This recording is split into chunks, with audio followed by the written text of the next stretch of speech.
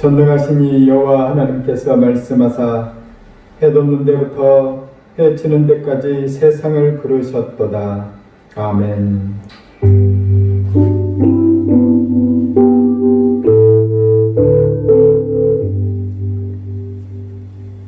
은혜와 자비를 베푸시는 주님, 주의 이름을 높여드리며 찬양합니다. 이 시간에 주님께서 임재해 주시고 이 온라인 예배 가운데서도 각 가정과 신령들 속에 하나님의 은총을 부어 주시옵소서. 성령에 임하여 주시옵소서. 예수님 이름으로 기도합니다. 아멘. 사도신경으로 믿음을 고백합니다. 나는 전능하신 아버지 하나님 천재 창조주를 믿습니다. 나는 그의 유일하신 아들 우리 주 예수 그리스도를 믿습니다. 그는 성령으로 잉태되어 동정녀 마리아에게서 나시고 본디오 빌라도에게 고난을 받아 십자가에 못 박혀 죽으시고 장세된 지 사흘 만에 죽은 자 가운데서 다시 살아나셨으며 하늘에 오르시어 전능하신 아버지 하나님 우편에 앉아 계시다가 거기로부터 살아있는 자와 죽은 자를 심판하러 오십니다. 나는 성령을 믿으며 거룩한 공교회와 성도의 교제와 죄를 용서받는 것과 몸의 부활과 영생을 믿습니다. 아멘.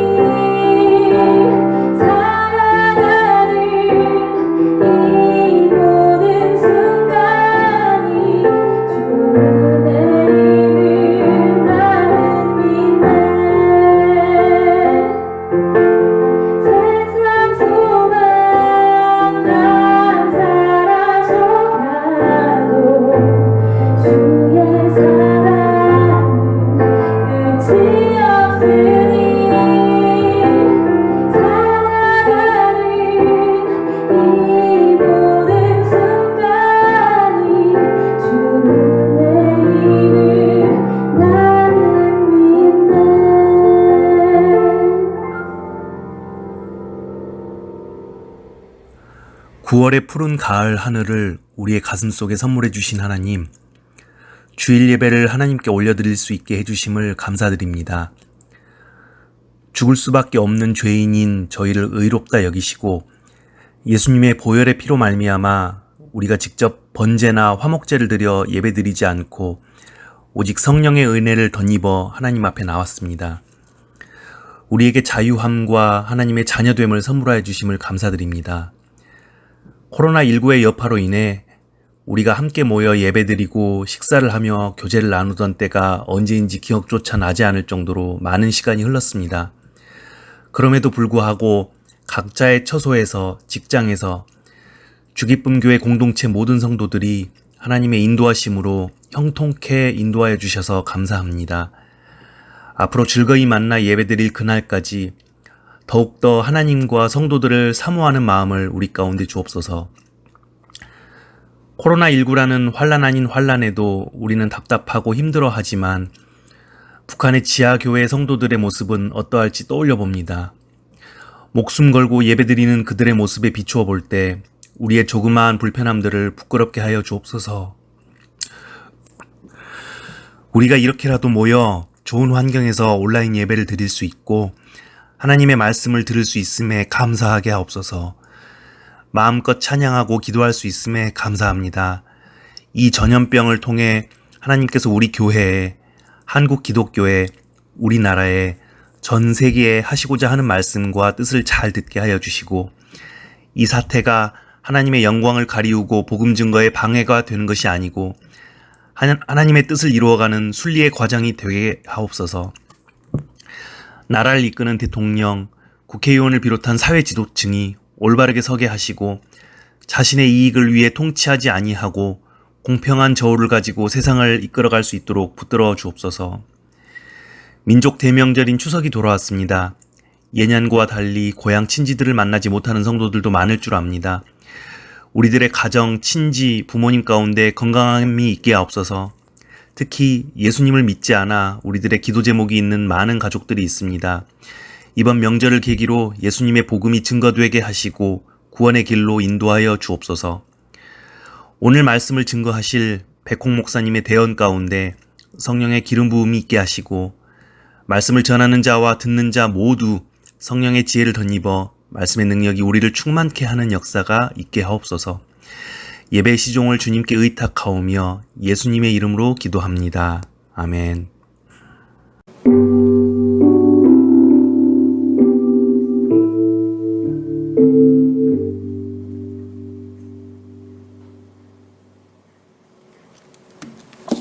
광고 드리겠습니다. 계속해서 주의 말씀과 기도로 승리하는 주기쁨 성도들이 다 되시기를 축원합니다. 그리고 이번 주 주일 헌금 그리고 특별 헌금으로 들어온 금액은 서울역에 있는 소망을 찾는 이 교회 가운데 우리가 헌금을 하기로 했습니다. 노숙자들 사역을 하고 계시고 또 노숙자 생활하다가 재활하신 분들, 그분들의 가정, 또 공부방, 그리고 그 일대에 또 중요한 사역들을 하는 데 있어서 쓰임받는 그런 헌금을 이번 주는 우리가 갖도록 하겠습니다. 오늘과 내일 오전까지만 입금된 것을 헌금 받도록 할 테니 그 안에 해 주시기 바랍니다. 이번 주는 추석인데 명절에 대이동이 있고 또 코로나의 위험이 있습니다. 그런데 더 힘든 것은 영적 전쟁이 분명히 있습니다. 여러분 추석 전에 반드시 기도하시고 사람들 만나거든 섬기는 마음으로 만나시길 바랍니다. 우리 같이 하나님께 봉헌기도 드리겠습니다. 주님 감사합니다. 우리가 하나님께 예배를 드리고 하나님 만나고 이 혼탁하고 어지러운 시대 가운데 말씀으로 일어서고 성령으로 힘을 얻게 하심을 감사합니다. 우리에게 주신 복이 이 땅과 영원으로 이어지게 하심을 감사합니다. 우리가 드리는 예배를 기뻐 받으시고 예배를 통해 우리가 굳건히 서게 하여 주시옵소서. 우리의 드리는 예물도 하나님의 나라와 영광을 위해서 이 땅에 가난하고 어려운 자들을 위해서 쓰임받을 수 있도록 주께서 축복을 다하여 주시옵소서. 들으는 이들의 마음과 믿음을 귀하게 받아 주시옵시며 이들의 물질의 주인이 또 주관자, 다스리는 자들이 될 수 있도록 복을 다하여 주시옵소서. 감사하며 예수님 이름으로 기도합니다. 아멘. 오늘 말씀은 로마서 15장 13절 말씀입니다. 소망의 하나님이 모든 기쁨과 평강을 믿음 안에서 너희에게 충만하게 하사 성령의 능력으로 소망이 넘치게 하시기를 원하노라. 아멘. 현재 코로나 위기 가운데 우리는 여러 가지 힘든 상황 가운데 있습니다. 어떤 사람은 경제적인 큰 어려움을 당한 사람도 있고 또 집에만 있거나 또 갇혀있기 때문에 마음이 답답하고 정신적으로 심적으로 아주 또 힘겨워하는 사람들도 있습니다.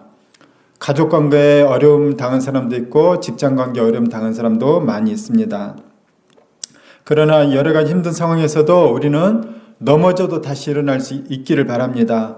환경 탓, 남 탓하면서 시간 낭비하지 마시고 그 시간에 주님께 힘을 받아서 속히 일어날 수 있기를 주의 이름으로 축원합니다.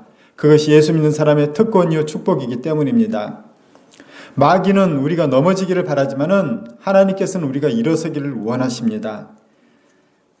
우리가 못 일어나는 이유는 마음이 무너졌기 때문이죠. 사람이 낙심하고 불안하기 때문입니다. 낙심하고 불안하면 못 일어날 뿐만 아니라 안절부절 못하고 집중도 못합니다. 우리가 낙심과 불안에 휩싸일 것이 아니라 우리는 다시 일어나야 됩니다. 하나님께서는 우리에게 뭘 주시냐면 낙심과 불안이 아니라 소망을 주기를 원하십니다. 소망이 있는 사람은 다시 일어나게 되는 것이죠. 나을 소망이 있는 환자는 마음에 평강이 있고 또 마음에 두려움이 없습니다. 마음에 소망이 있는 사람은 사업의 망에서 쓰러지고 넘어진다 해도 다시 일어설 수 있는 용기를 얻게 되는 것이죠. 소망은 그래서 매우 중요한 거예요. 희망, 소망, 할 수 있다는 마음. 이것이 없게 되면 절망하게 되고 쓰러져서 못 일어나는 것입니다. 우리에게는 소망이 있어야 합니다. 자, 우리에게는 소망이 있어야 됩니다. 영어로는 hope라고 하죠. 희망이라고도 하고 소망이라고도 합니다. 자, 그런데 사람들이 많은 소망을 품고 있죠. 새해 소망, 올해의 소망, 또 가정의 소망. 많은 사람들이 희망과 소망을 품는데 자, 우리가 품어야 될 진짜 소망은 뭘까요? 무엇이 진짜 소망일까요? 모파상의 소설인 여자의 일생에 보게 되면 여주인공인 잔느가 나옵니다. 잔느는 노르망디 지역의 귀족 집안의 외동딸이에요. 이 잔느를 부모님은 아주 엄격하게 아주 바르게 잘 키우려고 수녀원에 5년 동안 교육을 시킵니다. 12살에 가서 17살에 나오죠. 17살이 되어서 이 꿈 많은 소녀 잔느가 집으로 돌아왔어요. 그래서 이 꿈을 꿉니다. 나는 어떤 멋진 남자를 만나서 사랑에 빠질까? 그 남자와 어떤 가정을 꾸릴까? 기품 있는 우아한 귀족의 여인으로서 나는 어떤 삶을 살까? 나는 집을 어떻게 꾸미고 우리 성을 어떻게 이끌어갈 수 있을까? 자기의 이 하녀였던 로잘리와 함께 미래 꿈에 대해서 얘기를 합니다. 그리고 아주 행복한 시간을 보내죠. 이 잔느가 이제 때가 되어서 마침내 잔느에게 사랑이 찾아옵니다. 근처에 사는 귀족의 자녀, 귀족의 자제였던 줄리앙이라는 남자가 찾아오죠. 그를 만나게 됩니다. 그리고 그 핸섬하고 멋지고 젠틀한 줄리앙과 만나서 순식간에 사랑에 빠지게 되었고 이들은 일사천리로 결혼을 하게 됩니다. 그러나 그 남편상도 아름다운 결혼도 신혼 첫날 밤부터 깨지고 마죠.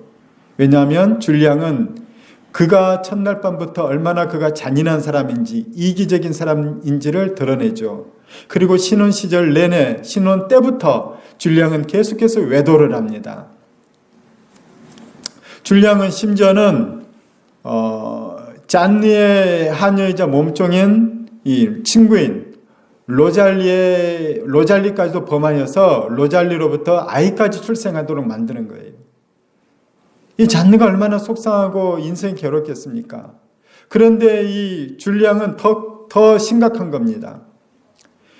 이 잔느의 친구였던 근처에 살던 다른 성의 백작 부인과 또 불륜이 돼서 바람을 피운 거예요. 그 불륜 현장을 급습한 백작이 자기의 부인도 죽이고 또 이 남편인 줄리앙도 같이 죽이게 됩니다. 젊은 날에 잔느는 미망이 되죠.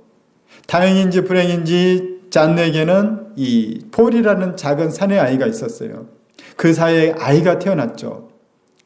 잔느는 열심히 폴을 애지중지하면서 키웁니다. 온갖 사랑을 키우고 쏟아부어주고 좋은 교육을 다 해서 폴을 정말 애지중지 잘 키웠어요. 그런데 인생이 내 뜻대로 가지 않습니다. 폴은 자랄수록 점점 자기 아빠를 닮아가는 거예요. 젊을 때부터 벌써 이 사춘기 때부터 여자를 만나러 다니고 또 술과 도박에 빠집니다. 사기를 당하기도 하죠. 도박에 빠져서 큰 돈을 잃기도 합니다. 이 여자 저 여자 만나고 다니다가 정말 그 바람기 때문에 많은 여자를 만났는데 나중에는 급기야 누구의 아들인지 어떤 여자 아들인지는 모르겠지만 아이를 한 명 데리고 와서 자기의 아들이라는 거예요. 그 아이를 이제 잔느는 또한 키우게 되는 것입니다. 그 사이에 어머니도 죽고 또 조금 지나서 아버지도 죽게 되죠. 이제 홀로 남았습니다. 잔느는 폴에게 희망을 걸었어요. 소망이 이제 폴이었습니다. 그러나 폴은 점점 아버지를 닮아가고 어긋나고 자기 마음껏 자기 삶을 살아가려고 방황하기 시작합니다. 폴은 어머니가 돈도 갚아주고 어머니가 뒷바라지를 다 해줬지만은 자기에게 대해서 늘 잔소리를 하는 이 잔느가 너무나도 싫고 귀찮아서 대도시인 파리로 가버리고 맙니다. 그렇게 잔느는 늙어가고 손자를 키워가면서 이제 남은 여생을 살아냅니다. 이것이 바로 모파상의 소설인 여자의 일생입니다. 이 여자의 일생의 원래 제목은 어느 인생이라고 합니다. 이 모파상의 소설은 어떤 시대의 사조로 보면 문학적인 사조로 보게 되면 사실주의라고 합니다. 사실주의라는 것은 자연 그대로 현상을 있는 그대로 보는 것, 있는 것 그대로 그리는 것과 비슷한 거예요. 그러니까는 사실주의는 아름다운 공상을 소설로 담아내는 것이 아니라 이 모파상이 살았던 1800년대 후반의 그 시대상인 거예요. 그 시대의 파리 사람들이, 프랑스 사람들이 어떻게 살아나고 있는지, 그들의 일상이 어떤지에 대해서 모파상은 관찰을 하고 그들의 이야기를 소설로 녹여냈다는 거죠. 그래서 모든 묘사와 사실적인 스토리들이 너무나도 사실적이기 때문에 사실주의라고 얘기를 합니다. 다시 말하면 어떤 환상적인 아름다운 이야기가 아니라 실제 사실적인 인생살이를 표현해내는 것이 바로 여자의 일생 또는 어느 인생이라는 이 소설입니다. 사람들은 꿈을 꿉니다. 소망을 품죠. 멋진 배우자를 만나서 행복한 가정을 꾸미고 우아하고 기품 있게 사는 이상적인 나의 인생을 꿈꾸죠. 그러나 실제로는 그런 삶을 살 수 없을 뿐 아니라 그런 꿈꾸는 것을 이뤘다 할지라도 그것마저도 사실은 별게 아니라는 거예요. 실제적인 인생 사례에서는 그것만 있는 게 아닌 것이기 때문이죠. 사실 그런 것들, 우리가 꿈꾸는 것들은 소망이 될 수 없을 뿐만 아니라 소망이 된다 하고 이루어진다 할지라도 쉽게 무너지는 것들이라는 것이죠. 17살의 꿈 많은 소녀 잔느는 멋진 남자를 소망했고 행복하고 아름다운 가정을 소망했습니다. 귀족으로서의 우아한 기품이 있는 삶을 소망했죠. 또 자녀를 잘 키우기를 소망했어요. 또한 나의 부모님은 언제나 나의 든든한 버팀목이 될 것을 소망했습니다. 또한 친구와 진실한 우정을 나누기를 소망했죠. 그러나 잔느는 이런 것들을 잠시 누리는 듯 했지만 어느새 그 소망들이 하나씩 무너지는 것을 경험합니다. 그것들은 알고 보면 붙잡을 수 없는 소망들이었던 것이죠. 잠시는 붙잡은 것 같았고 잠시는 누리는 것 같았지만 그것들은 어느새 사라지는 안개와 같은 것들이었어요. 그것들은 기댈 바가 못 되었습니다. 그것들은 소망의 대상이 아니었던 것이죠. 그렇다면 우리에게 진짜 소망은 무엇일까요? 우리에게 흔들리지 않는 소망은 무엇일까요? 이번에는 미술 얘기를 한번 하도록 하겠습니다. 영국의 K 미술관에는 프레드릭 와츠라는 화가가 그린 소망이라는 그림이 있습니다. 근데 그 그림을 보면 저게 무슨 소망인가 싶습니다. 왜냐하면 동그란 지구 위에 눈을 닫혀 가리고 있는 한 여인이 손에는 작은 비파를 들고 있습니다. 그 비파는 한 줄만 남겨져 있고 다른 줄은 모두 끊어져 있는 상태며 배경은 어두워서 제대로 분간할 수가 없습니다. 이 여인은 지쳐서인지 아파서인지 쓰러질 듯 구부정한 자세로 있습니다. 그러나 그 상황에서도 여인의 표정에는 두려움이 서려있지 않으며 오히려 한 줄만 남아있는 비파를 계속해서 켜는 포즈를 잡고 있습니다. 프레드릭은 이 그림에 대해서 다음과 같이 설명을 합니다. 인간에게 그 어떤 시련이 닥친다 해도 소망만 있다면 극복이 가능하다는 메시지를 전하고 싶었습니다.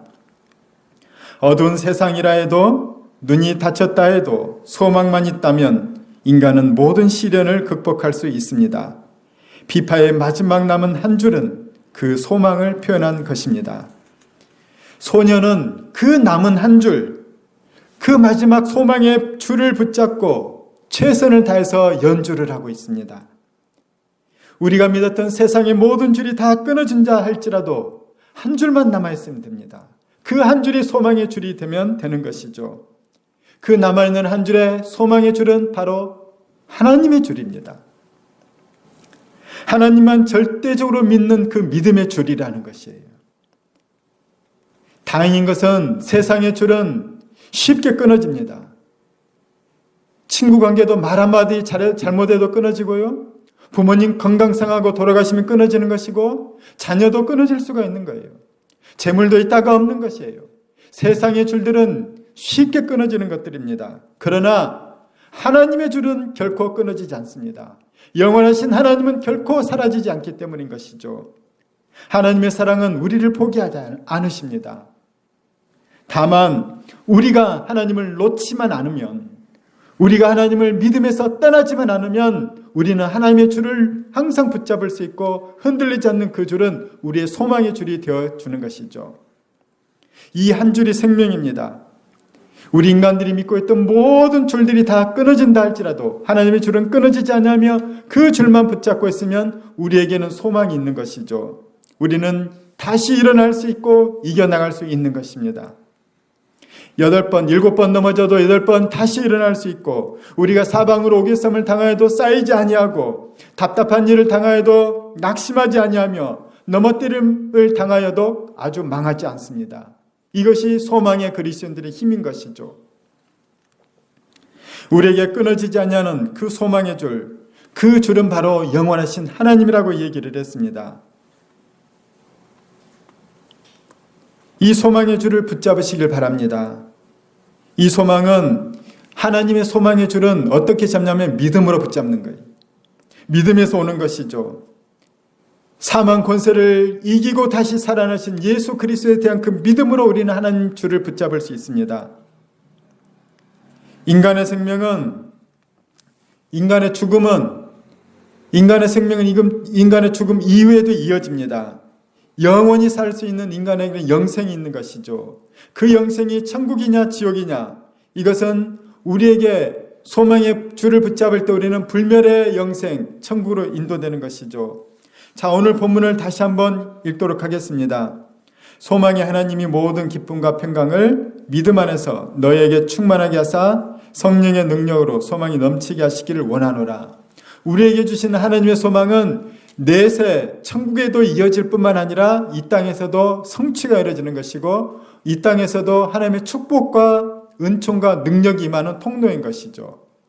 하나님께서 주시는, 우리의 이 소망이 하나님께서 주시는 축복이 뭐냐면 모든 기쁨과 평강이라는 거예요. 절망하는 사람은 기쁨도 잃어버리고 평강도 잃어버립니다.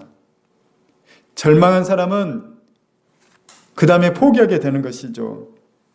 그러나 소망이, 하나님께서는 우리에게 뭘 주기로 하냐면, 우리에게 소망을 주신 하나님은 기쁨과 평강을 회복시켜 주는 거예요. 우리가 기쁨과 평강을 누리는 것은 남편 때문도 아니고 부인 때문도 아니고 자식 때문도 아니고 부모 때문도 아닌 것입니다. 돈이 많아서도 아니고 집이 커서도 아니라는 거예요. 소망이 하나님이 믿는 자에게 기쁨과 평강을 충만하게 부어줄 때 우리는 진짜 평강과 기쁨을 누리는 것입니다. 여러분, 코로나 때문에 답답하고 우울하지 않습니까? 일이 안 풀려서 꼬여서 힘들지 않습니까? 절망스럽지 않습니까? 늙어가시는 부모님을 한 해 한 해 배울 때마다 우리는 더욱 안타깝지 않습니까? 남편이나 부인이 고맙기는 하지만 때로는 답답하고 힘들지 않습니까? 서로에게. 자식이 사랑스럽지만은 자식이 때로는 너무 감당하기 버겁지 않습니까? 가족은 내가 사랑해야 될 대상이지 소망해야 될 대상이 아닌 것입니다. 우리가 소망할 수 있는 대상은, 그 소망을 감당할 수 있는 능력이 있는 분은 오직 하나님밖에 없습니다. 소망의 하나님은 그런데 우리에게 소망을 품기를 원하시는 거죠. 우리에게 소망 주시기를 원한다는 거예요. 우리 안에 소망이 가득 찰 때 우리는 모든 기쁨을 누립니다. 그리고 평강을 누리는 것입니다. 이것이 소망의 능력인 거예요. 얼마나 그러니까 소망이 좋은 건지 몰라요. 우리는 소망을 받아야 돼요. 소망이 가득 차야 되는 거예요. 소망이 있는 사람은 늘 기쁜 거예요. 헤쳐나갈 힘이 있는 거예요. 소망이 있는 사람 주변에는 사람들이 꼬이는 거죠. 소망이 있는 사람 주변에는 사람들이 또한 힘을 얻는 거예요. 자, 여러분, 소망 받기 바랍니다. 그렇다면 우리 속에 어떻게 소망이 가득하게 될까요? 어떻게 우리는 소망을 받을 수 있을까요? 오늘 본문을 보게 되면 성령의 능력으로 소망이 넘치게 하신다고 합니다. 성령의 능력이 임해야 우리에게 소망이 넘치는 것이죠. 성령의 능력이 임해야 됩니다. 성령의 능력이 임한다는 말은 뭐죠? 무슨 말이죠? 성령 충만하다는 말입니다. 사람이 어떨 때 성령 충만을 경험할까요? 열심히 말씀과 기도에 집중할 때죠. 근데 보통 잘 안 됩니다. 성경을 봐도 잠이 오고 기도를 해도 잡념이 떠올라요. 언제 가장 우리가 성령께 집중하고 말씀에 집중하고 하나님께 집중하고 기도가 터지고 잘 나오는지 압니까? 우리 인생이 광야와 같을 때예요. 목마른 사슴은 시냇물을 만나면 물을 벌컥벌컥 들이킵니다. 사흘 10끼를 굶은 사람은 꽁보리밥에 밥을 주고 반찬 간장에만 줘도 그 밥맛이 꿀맛 같다고 얘기를 하는 거예요. 인생이 가난하고 고단한 사람은 하나님께 나아가는 그 광야의 시대, 그 광야의 시기에, 그 광야의 장소에서 그 고달픔과 간절함 때문에 하나님이 막 흡수가 되는 거예요. 성령이 막 흡수가 되는 거예요. 너무나도 하나님 말씀이 꿀맛 같아요. 하나님 만나는 것이 세상에서 가장 좋아지는 거예요. 그때가 바로 광야의 시절, 또는 어떤 이는 광야 학교라고 얘기를 합니다. 우리가 성령을 간절히 원하는 때, 성령을 가장 잘 받는 때는 내 인생이 광야 같은 때라고 얘기했어요. 사방이 황량하고 기댈 곳도 없고 기댈 사람도 없고 그저 막막하고 답답하고 오직 하나님 외에는 붙잡을 대상이 없을 때 우리는 그때를 광야라고 얘기합니다. 하나님은 우리에게 소망을 품도록 하기 위해서, 우리를 믿음의 사람이 되도록 하기 위해서 하나님은 때로 우리를 광야 학교로 내보내세요. 우리를 광야로 내보내시는 거예요. 아무것도 의지할 것 없이 절망하고 좌절하고 눈물밖에 흘릴 것이 없고 붙잡을 것이 없고 하나님밖에 내가 붙잡을 대상이 없는 그때 하나님은 하늘을 열어주시고 말씀을 열어주시고 성령을 부어주시는 거예요. 그리고 우리 안에 소망을 주시고 모든 기쁨과 평강을 주시면서 소망을, 우리에게 꿈꾸게 했던 비전을 하나님은 차근차근 이뤄내 주시는 거예요. 그 믿음의 삶을 산 사람들은 장차도 영원한 하나님의 나라로 인도되는 것입니다.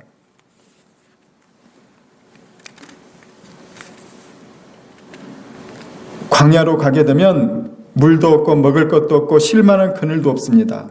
오직 붙잡을 대상은 하나님밖에 없는 것이죠. 그래서 하나님께만 더 집중하게 되고 하나님만 의지하게 되는 것입니다.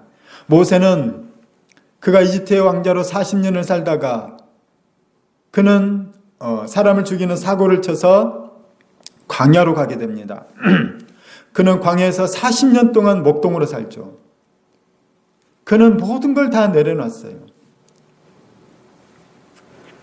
그 40년 광야 학교를 마친 모세를 하나님은 이스라엘의 지도자로 세웁니다. 약 200만 명이나 되는 이스라엘 민족을 이끌고 이집트를 탈출하게 만들고 광야를 40년 동안 떠돌게 만들죠. 하나님은 이스라엘 백성을 또한 광야 학교로 입문을 시키죠.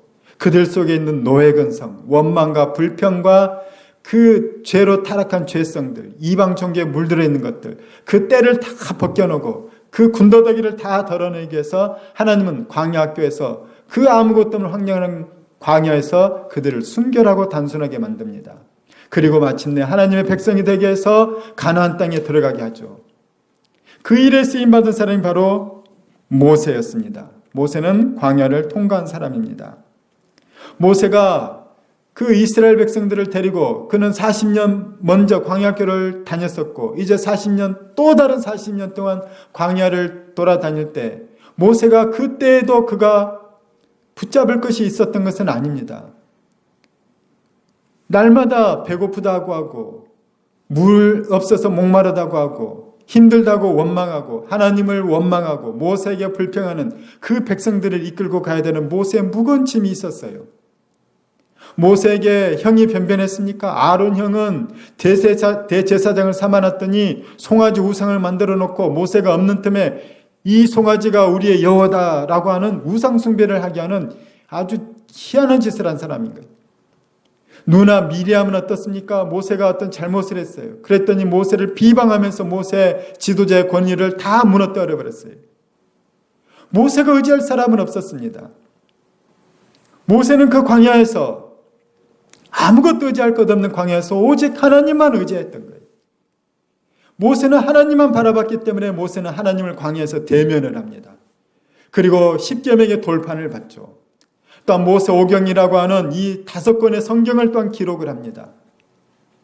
모세는 인류 역사상 역경을 극복하고 자기 백성들을 인도한 가장 위대한 리더 가운데 한 명이라고 후세 사람들도 얘기하죠. 리더십이 우뚝 쓴 자리가 바로 모세예요. 모세의 그 위대한 힘은 어디서 나왔을까요? 사람입니까? 재물입니까? 그의 지식입니까? 아닙니다. 오직 바라볼 뿐만 바라봤던 소망이신 하나님만 바라봤던 그 믿음인 거예요. 하나님만 바라봤던 그 단순함인 거죠. 하나님으로부터 모든 것이 오기 때문인 것입니다. 환난은 인내를, 인내는 연단은 소망을 이룬다고 했습니다.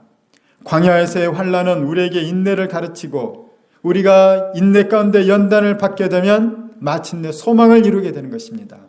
소망이 더디 이루어진다고 낙심하십니까? 소망은 속히 이루어질수록 좋지 않은 거예요. 든든한 베이스 위에 차근차근 이루어지는 것이 좋은 소망인 것입니다. 하나님은 환난, 인내, 연단의 과정을 거쳐서 광야를 거쳐서 우리에게 소망을 이루기를 원하십니다. 그것이 진짜가 되기 때문입니다. 그것이 진주와 같고 그것이 보석과 같기 때문입니다. 다윗도 마찬가지죠. 다윗은 이스라엘 역사에서 가장 위대한 왕이라고 일컬음 받습니다. 다윗의 젊을 때 사울 왕을 피해서 다윗은 광야로 도망갔습니다. 다윗도 역시 광야 학교에 입학을 했죠. 아무것도 의지할 것 없는 광야에서 다윗은 오직 하나님께만 소망을 둡니다. 하나님께만 집중했고 하나님이 나의 비전이 되었고 하나님이 통치하는 그 나라를 세우는 것이 자신의 비전이 되어서 다윗이 왕이 되었을 때는 이스라엘이 하나님의 법으로 통치되는 나라가 되었다는 것이죠.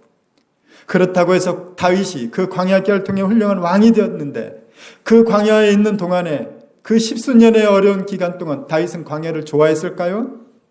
그 광야 생활을 즐겼을까요? 결코 아닙니다. 그 광야에서 다윗은 수많은 시를 지으면서 자기의 마음 아픈 것, 힘들고 두렵고 어려운 것을 토로를 합니다. 그러나 다윗은 마음을 다잡죠. 어떻게 마음을 다잡았을까요? 다윗의 토로와 그가 어떻게 마음을 잡았는지가 시편 43편 5절에 나옵니다.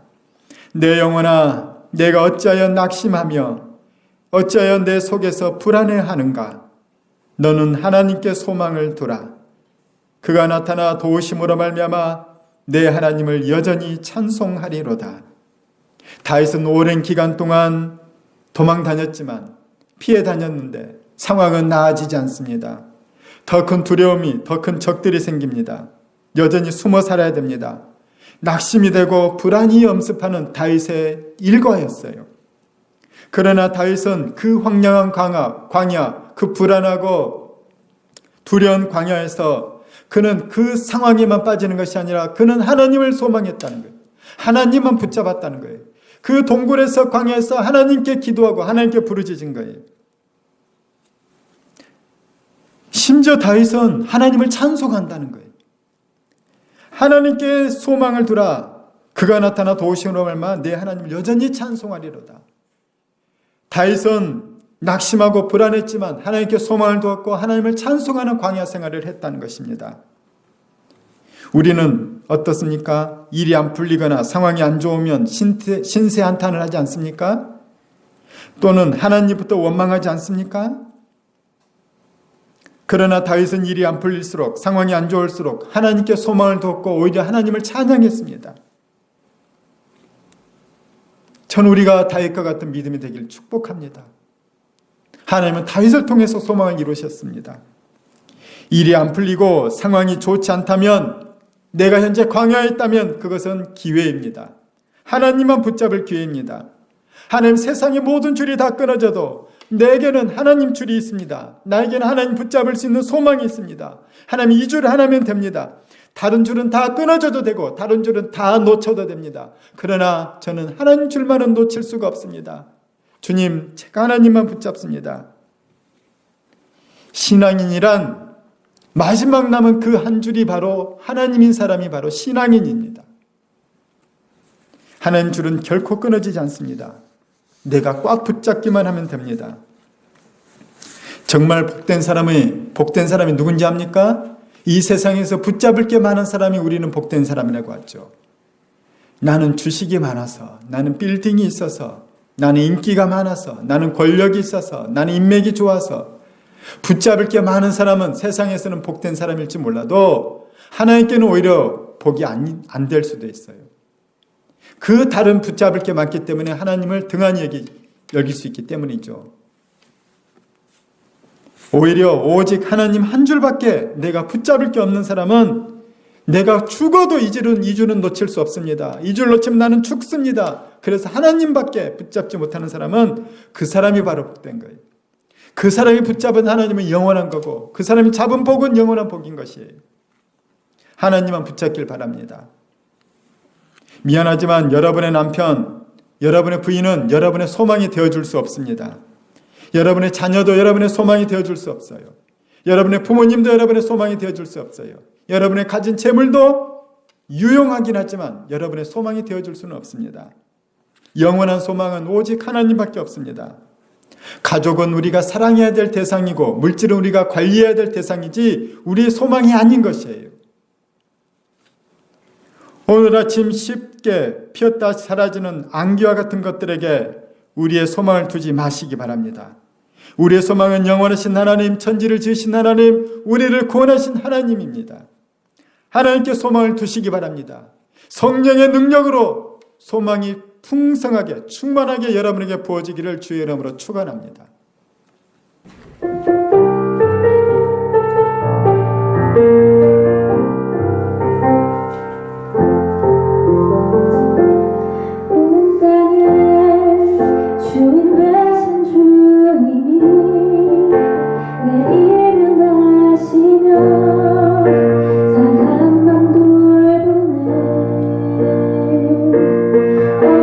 어둠을 밝히시는 새벽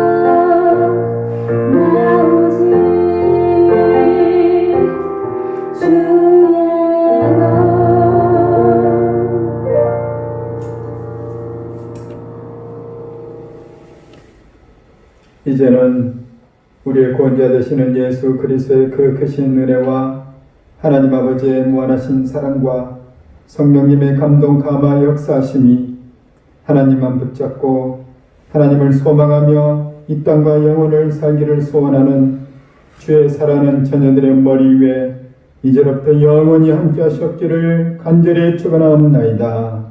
아멘.